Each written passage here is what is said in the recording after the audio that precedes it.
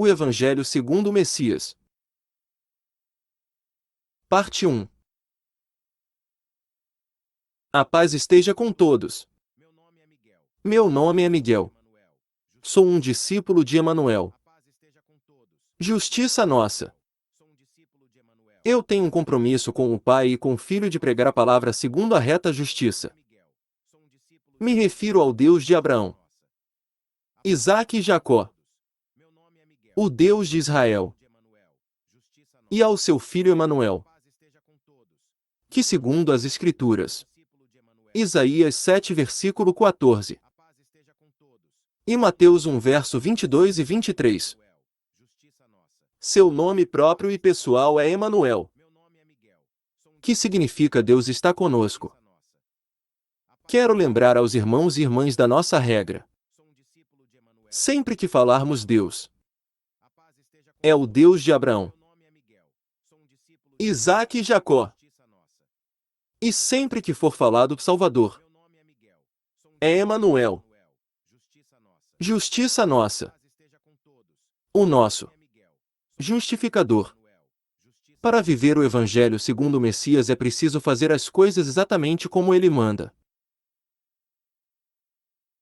Honrar ao Criador em primeiro lugar, como está escrito em Deuteronômio 6 verso 5. E seguir os ensinamentos dos discípulos,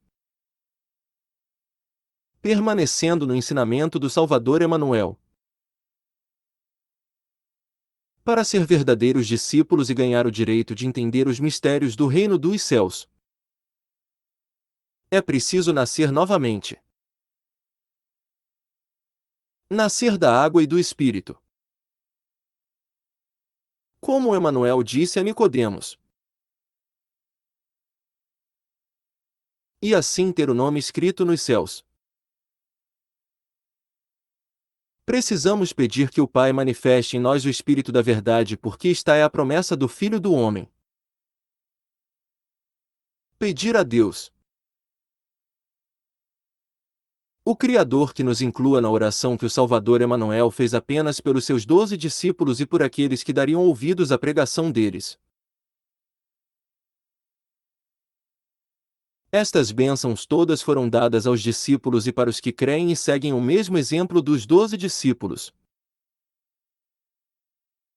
Prestem atenção no que o Filho do Homem diz.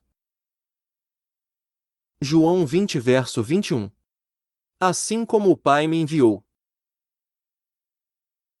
eu envio a vós. Romanos 10 verso 14. E como ouvirão, se não há quem pregue? E como pregarão, se não forem enviados? Como está escrito: quão formosos os pés dos que anunciam a paz, dos que anunciam coisas boas. Mas nem todos obedecem ao Evangelho. Pois Isaías diz: Senhor, quem creu na nossa pregação? Para viver uma vida segundo o Evangelho do Messias tem que obedecer todos os seus ensinamentos.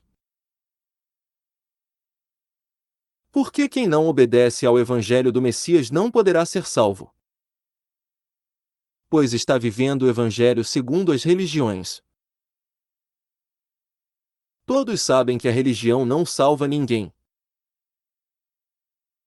pois o Messias nos afirmou que ele é o caminho, a verdade e a vida. Ninguém vem ao Pai a não ser por ele. Sendo assim, quem tem autoridade para pregar o Evangelho genuíno são os discípulos e os que creram através da pregação dos 12 discípulos. Relembrando que o Salvador disse: é necessário nascer da água e do Espírito para ver o reino de Deus. Ele disse aos discípulos para não se alegrar porque os demônios lhes eram sujeitos, mas sim por seus nomes estarem escritos nos céus. Aqueles que creem nele, dentro de si nascerá um rio de água viva que jorra para a eternidade.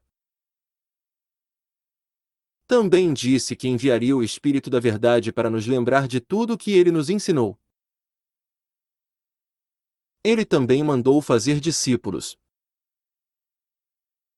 É preciso fazer discípulos porque o Messias vem buscar os discípulos e não os religiosos. Porque a religião não ensina conforme o que o Criador nos diz. A religião tem suas próprias leis e tradições. E quem faz assim é reprovado. Vamos finalizar com 2 textos para comprovar o que dissemos. João 12, verso 48. Se alguém ouvir minhas palavras e não crer, eu não o julgo.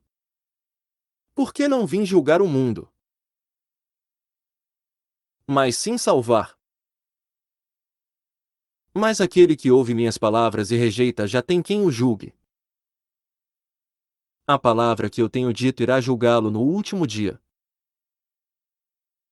2 Tessalonicenses 1, verso 9. Isso acontecerá quando o Senhor Jesus for revelado lá dos céus com os seus anjos poderosos, em meio a chamas de fogo. Ele punirá os que não conhecem a Deus. Aqueles que não se submetem ao Evangelho do nosso Senhor Jesus. Eles sofrerão a pena da destruição eterna. A separação da presença do Senhor e da sua poderosa glória. Isso acontecerá no dia em que ele vier para ser glorificado por seus santos e admirado por todos os que creram, entre os quais vocês estão. Porque creram no nosso testemunho. A paz seja com todos. O assunto continua no vídeo Evangelho do Messias. Parte 2. Amém. Deixo este verso para meditação. Efésios 4, verso 4. Procurando guardar a unidade do Espírito pelo vínculo da paz. Há um só corpo e um só Espírito. Como também fostes chamados em uma só esperança da vossa vocação. Um só Senhor. Uma só fé. Um só batismo. Um só Deus e Pai de todos, o qual é sobre todos, e por todos e em todos vós.